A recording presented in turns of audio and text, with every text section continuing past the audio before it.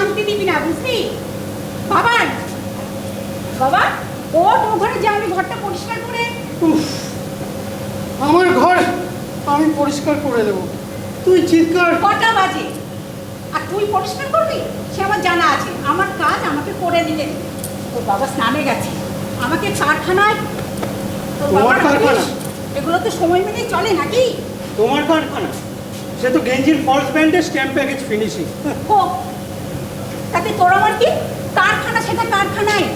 আর বাবার অফিস? বাবার বাস ভাড়া, টিফিন সব ঠিক করে দিয়েছে। চুপ কর না, শুনতে পাবে। শুনুক, শুনলেও কিছু আসবে যাবে না। ওসব কথা বাবার কানে ঢুকলেও মাথা অব্দি প্রবেশের পথ বন্ধ হয়ে গেছে অনেক কাল আগে। কি করবে? কপাল?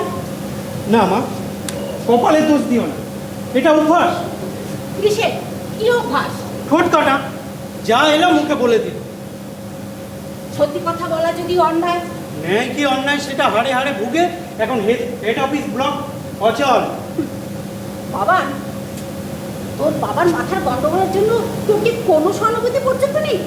মা, সহানুভূতি কথাটা অনেক বড়, মানে যে লোকটা বারবার ধাক্কা খেয়েও নিজের ভুল নিজে বুঝতে পারে না, তার জন্য উচিত কথা বলা, অন্যায়ের প্রতিবাদ করা, এগুলো ভুল। হ্যাঁ ভুল ভুল। আর সেই জন্যই একটার পর একটা চাকরি নয়। আর এখন অফিস যাওয়ার জন্য রোজ শ্যাডো অ্যাক্টিং, রোজ দাড়ি কামানো। আর তোমার রোজ সকালবেলা উঠে ওনার জন্য ভাত রান্না করে দেওয়া, টিফিন রেডি করে দেওয়া, জামা কাপড় সব হাতের কাছে এগিয়ে দেওয়া। হোক না, তাতে যদি উনি সুস্থ স্বাভাবিক থাকেন তাতে তোর আপত্তি কি আছে? আমি তো এখনো রোজগার করছি। হ্যাঁ, কারখানা, চিমনি ধোয়া হয় না, সাইরেন পড়ে না, গলির ভেতর গুমট ঘরে একটা কারখানা, তাও 2 নম্বরই। তোর কি আত্মসম্মানে লাগছে? লাগারই কথা। আফটার অল আমি একজন শিক্ষক। বাবান, আমি তোর মা, বলতে আমার যে বারষ্ট হয়ে আসছে, তবুও বলছি তোদের শিক্ষকতার চাকরি নিয়ে কিন্তু এখন অনেক প্রশ্ন আছে। আমি আমার যোগ্যতায় চাকরি পেয়েছি মা, পড়াশোনা করে রীতিমতো পরীক্ষা দিই। তো সেটা সম্প্রতি মা, সে তো আদালতে কেস চলছে, কে যোগ্য কে অযোগ্য সবই তো আইন বিচার করবে। তোর পড়াশোনার খরচ, তোর বাবার অনিয়মিত রোজগার, আর আমার ওই কারখানা, গুদাম ঘরের গেঞ্জির কারখানার আয় থেকে অনেক কষ্ট করে চালিয়ে তোকে শিক্ষিত করেছি, তারপর তো শিক্ষকতার চাকরি। আমি তো কোনো জানি পরীক্ষা দিয়ে পাশ করে যোগ্যতার ভিত্তিতে তোর এই চাকরি, কিন্তু বাবা হয় আমার বুক কাঁপে এত অযোগ্যদের ভিড়ে তোদের মতো যোগ্য যারা যদি বিপদে পড়িস। আমার নোটবুকটা কোথায়? সব তোমার ব্যাগে দেওয়া আছে, টিফিন নোটবুক সব। নোটবুকে কি লেখে পড়েছো কোনোদিন? পড়ে দেখিস একদিন, চমৎকার হাতের লেখা, যথেষ্ট মানে আছে কবিতার প্রথম অংশে। তারপর কেমন যেন খেয়েই হারিয়ে ফেলে।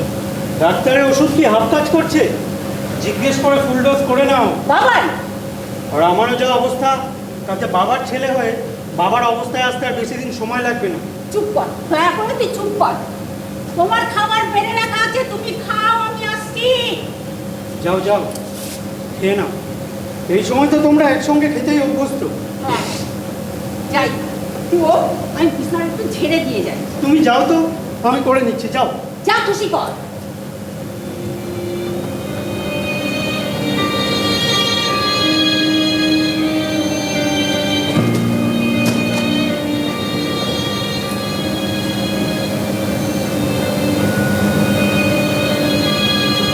ধর্নায় বসলে কেমন হয়?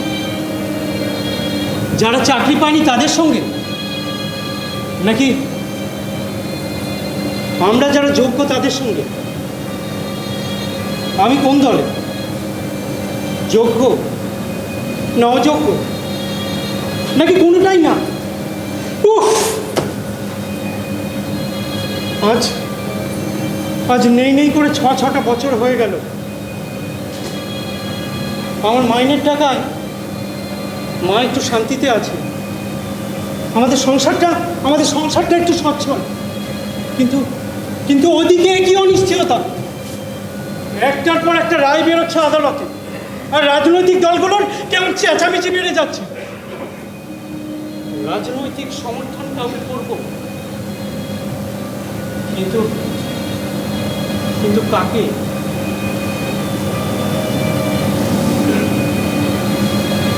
বাবা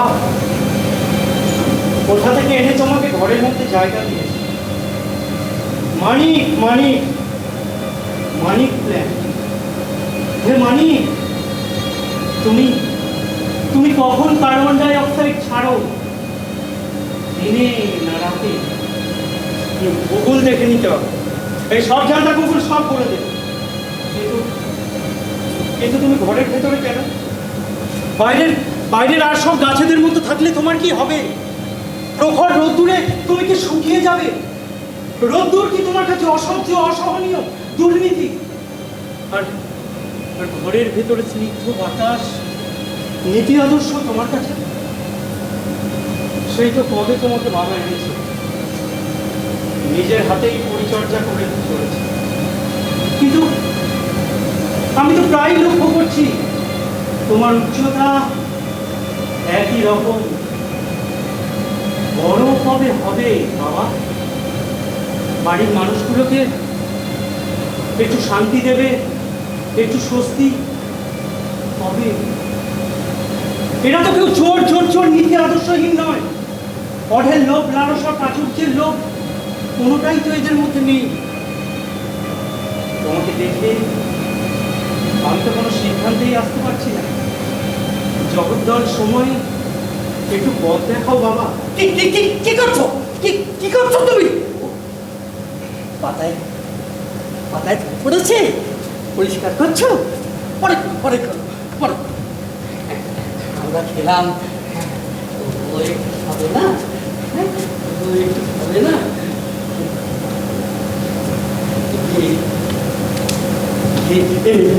মানি প্ল্যান, কেউ কেউ আবার বলে মানি প্ল্যান।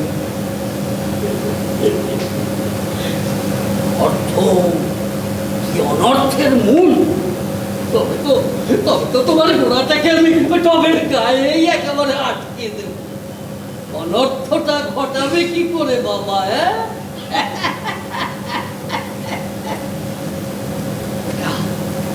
অদ্ভুত প্রশ্ন আর দ্বন্দ্ব। এই যে শোনো, আরে গাছকে কি এত বলছো? বলো বলো, আমাদের বলো, আমরা শুনবো।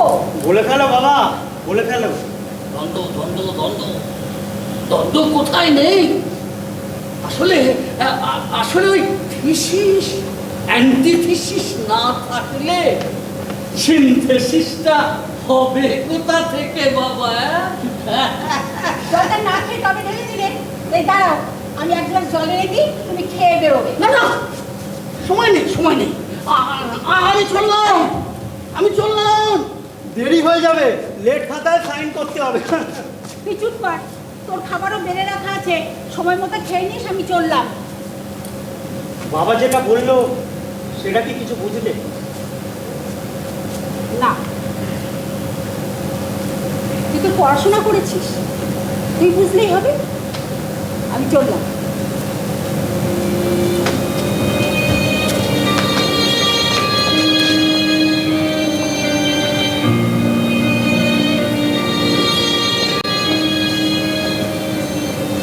দ্বন্দ্ববিহীন দ্বান্দ্বিক সমাধান অসম্ভব।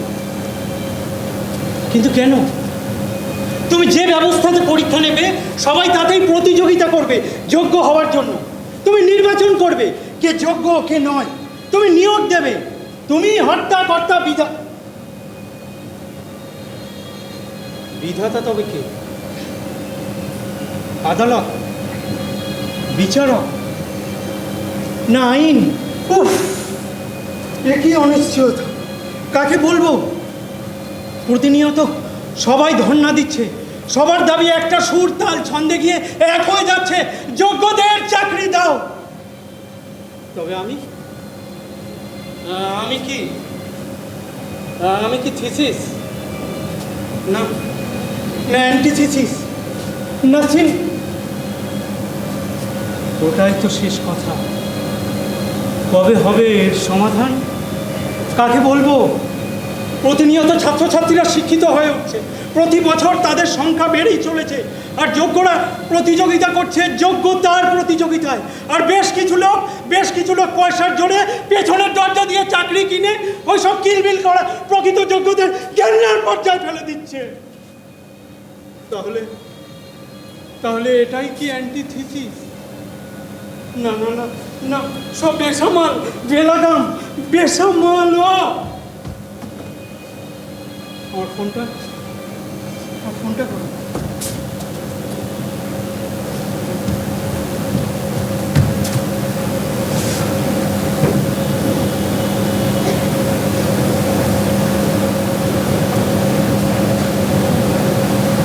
হ্যাঁ হ্যালো, হ্যাঁ বলো।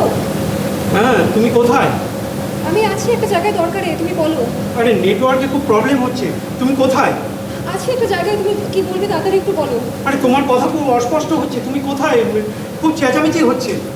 একটা দরকারে একটা জায়গায় ব্যস্ত আছি, তাড়াতাড়ি বলো না। আমি তোমার কথা সবই শুনতে পাচ্ছি, তুমি শুধু বলতে থাকো। হ্যালো, হ্যাঁ তুমি শুনতে পাচ্ছ? হ্যাঁ হ্যাঁ শুনতে পাচ্ছি। এত লোকের চেঁচামেচি, তুমি কোথায় গেছো? আছি একটা জায়গায় দরকারে। আচ্ছা দাঁড়াও দাদা একটু দেখি তো। হ্যাঁ হ্যাঁ হ্যালো, হ্যাঁ এবার শুনতে পাচ্ছ? হ্যাঁ, তুমি কি বাজারে গেছো নাকি? হ্যাঁ হ্যাঁ বাজার। আরে তুমি আবার কি করতে এই সময় বাজারে? আরে বাবা দরকার আছে তাই। দূর বাবা, ধাক্কা মারছে কেন? বলুন না, সরে দাঁড়াচ্ছি। আরে এসব কি বলছো? আমি কোথায় ধাক্কা মারতে যাবো? তুমি কোথায় রয়েছো বলো তো? আরে বাবা তোমাকে না, তুমি কি বলবে তাড়াতাড়ি বলো। তুমি কি বাজারে গেছো নাকি? হ্যাঁ হ্যাঁ বাজার, জাহান্নামের বাজার। চাপ কেটে গেল। আর এই ফোনটাও হয়েছে, নেটওয়ার্কে এত সমস্যা করে। হ্যালো, হ্যাঁ উদয়, তুই কোথায় রে? বাড়িতে কেন? শোন না, তুই একবার একটু কাজ করবি, একটু মিতাদের বাড়িতে যাবি, গিয়ে দেখবি যে ও এই সময় কোথায় গেছে। এটা কি বলছো? আমি এখন হুট করে গিয়ে জিজ্ঞাসা করবো?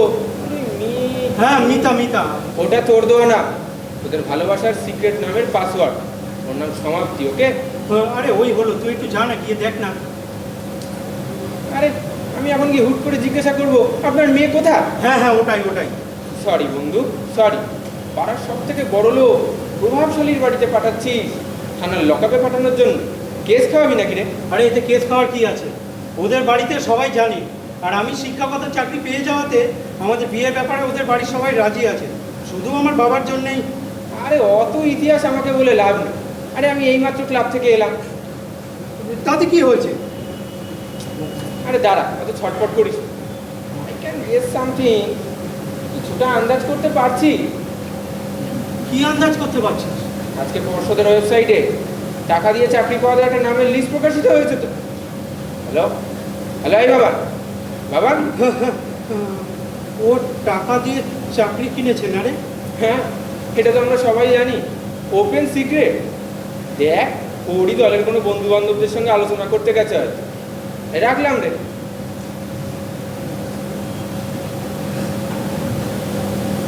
হাতটি মেরে বসে থাকা, ন্যায়ের সাথে অন্যায়ের এবার যুদ্ধ।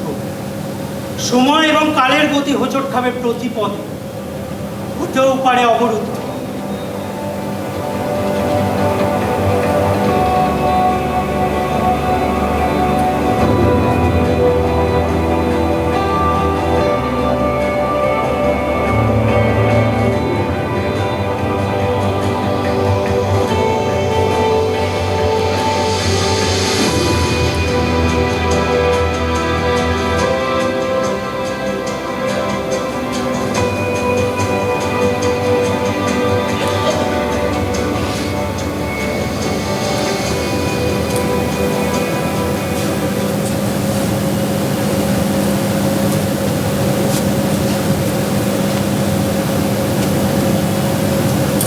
আশ্চর্য, এরকম তো কোনোদিন হয় না।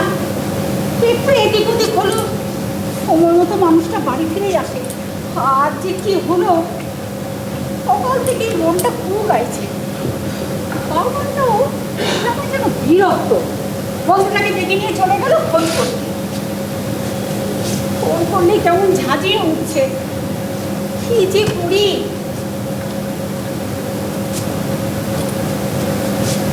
রাত এখনো না? উফ, ভগবান!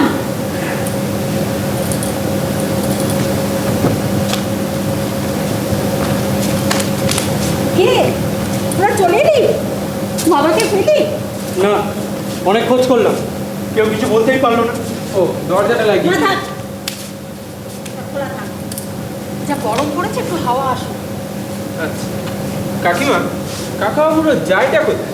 একটা বিরাট চাকরি করছে, তার অ্যাক্টিং করছে। বাবা মানে আরে সারাটা জীবন খুঁটে খুঁটে খেলো, আর আমার মার শরীরটা। তুই চুপ কর, দয়া করে আমার চুপ কর, আমার আর কিছু ভালো লাগছে না।